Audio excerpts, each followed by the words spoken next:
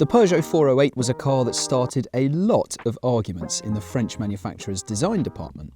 The 408 had no predecessor, it had no direct competitor in its sights aside from the C5X. And so that's pretty much the dream scenario for a team tasked with building a new car. And that meant that everyone at Peugeot wanted to work on it. Of course, not everyone could, but the chosen few spent an unusually long 7 years helping to take it from some scribbles on a napkin to the production car you see here today.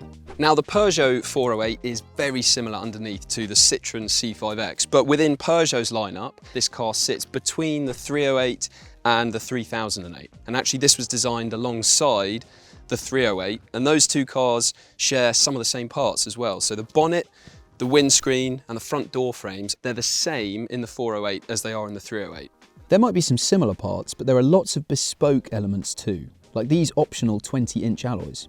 And Peugeot is particularly pleased with this design because it's got this kind of square within a circle thing going on. And that was something that was very difficult to get right. In fact, it took over 1.5 years of fine tuning before it was ready to go on a production car. But the main thing that separates the 308 from the 408 is the dimensions. Like the C5X, the reason the 408 is short on direct rivals is because it's hard to pin down to one particular class of car. Given its length, you might see it as an estate, but because of the ride height, you might instead look at it as an SUV.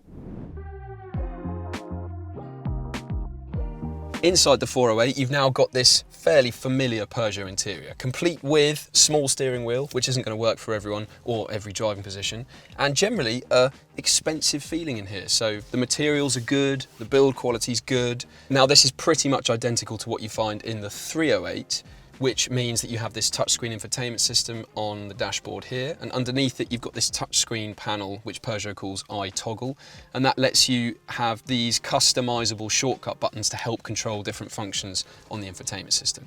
Now the system itself isn't one of the best around. It's not terrible, but it's just a shame it's got a bit of a clunky layout and response to your touch inputs.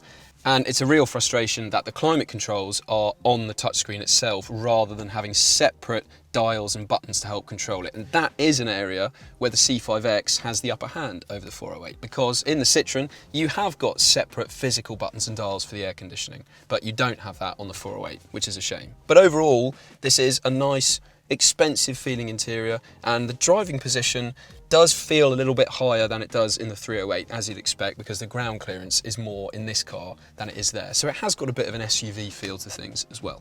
The 408 is 4.7 metres long and the Citroen C5X is 4.8 metres long. But the difference in length is found at the very front of both cars and at the very rear of both cars. So all other dimensions are very similar. And crucially, the distance between the front wheels and the rear wheels is exactly the same in both cars. Which means the 408, like the C5X, has absolutely loads of legroom. It's like a limo back here. Peugeot wanted to try and maximise the amount of rear headroom available in the 408 by moving the hinge of the rear tailgate further towards the back of the car than what you find in the Citroen C5X. Doing so presented a kind of design and packaging issue, which they've tried to solve by using these cat's ears, apparently. Now these hide the packaging of the hinges for the tailgate. They also tidy up the look at the back of the car, and they apparently also fulfill some kind of aerodynamic purpose as well. But does that actually make a difference? Well, if it does, it's not a lot, because like the C5X, headroom in these rear seats isn't actually that amazing. If you're over 6 foot, then your head is just going to be brushing the roof lining back here. So it is just a shame that the amazing legroom isn't quite backed up by equally generous headroom, and it's especially restricted if you do go for a 408 with a sunroof as well. The 408 doesn't have the biggest boot in the world, so for this money you could get something incredibly practical like a Skoda Superb Estate, and that does have a much bigger boot than what you find in the 408. You get 536 litres if you go for the PureTech 130 version of this car, but if you go for the plug-in hybrid models, then the overall storage capacity drops down to 471 litres. The reduction in space in the plug-in hybrid models comes in the underfloor storage, but you can see this is a plug-in hybrid. You've still got just about enough room to put a charging cable under the boot floor, And compared to the Citroen C5X, this is actually a little bit smaller, but it's not actually enough to be able to really notice the difference.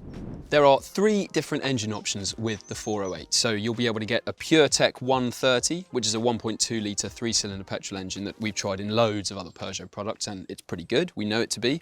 There's also going to be 2 plug-in hybrid options. So that is the Hybrid 180 and the Hybrid 225. Both of those plug-in hybrids take a 1.6 litre petrol engine and an electric motor, which is fed by a 12.4 kilowatt hour lithium ion battery.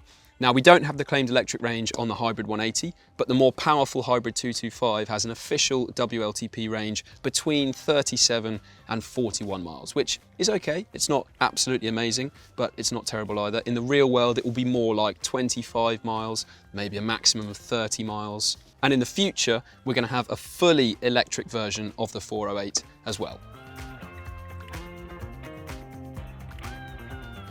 Now, ultimately, underneath, the 408 is very similar to the C5X, but they have been tuned slightly differently. They have got slightly different suspension setups, and you can notice that in the 408, because the C5X is a really comfortable, softly sprung car that's got quite a nice float to its ride.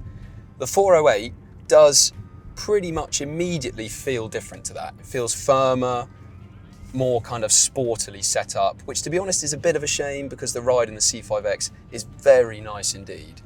It's definitely not uncomfortable in the 408, it's just noticeably firmer. There is still a little bit of a floating sensation and quality to the ride in the 408, but it's not as much as what you find in the C5X, and it all just generally feels a little bit firmer, a little bit sportier.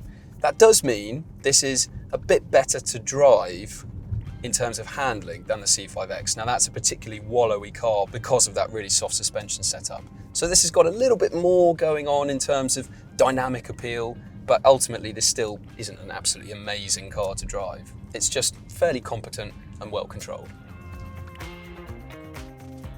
This plug-in hybrid setup is pretty good. It's the same one that you find in the C5X, and just like in that car, it's got a nice smooth transition from quiet, powerful electric progress to waking up the 1.6 litre petrol engine to give pretty punchy performance overall.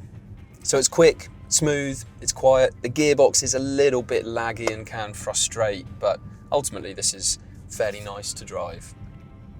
The pure electric range for the plug-in hybrid is pretty close to the best in this class. And crucially, while the 408 has an official range of 40 miles, the C5X has an official range of 39 miles. This might not sound like a big difference, and it definitely isn't, but it's enough to mean that the 408 sits in a lower benefit in kind tax band in the UK, making it much cheaper to run as a company car than the C5X. But when talking about the cash price, the 408 is a little above an equivalent C5X. And in a straight shootout between those two cars, the C5X probably just has the edge, because not only is it cheaper to buy outright, but it's got a nicer ride too, and the interior is just as impressive as the 408. But the 408 is still a decent car, whether you do class it as an estate or an SUV, or even if you're just looking for a solid plug-in hybrid option. For much more on the 408 and all of its rivals, go to whatcar.com, where you can also get a great deal on your next car. But before you go, subscribe to our channel to see lots more reviews like this, and tell us in the comments below what you think of the 408.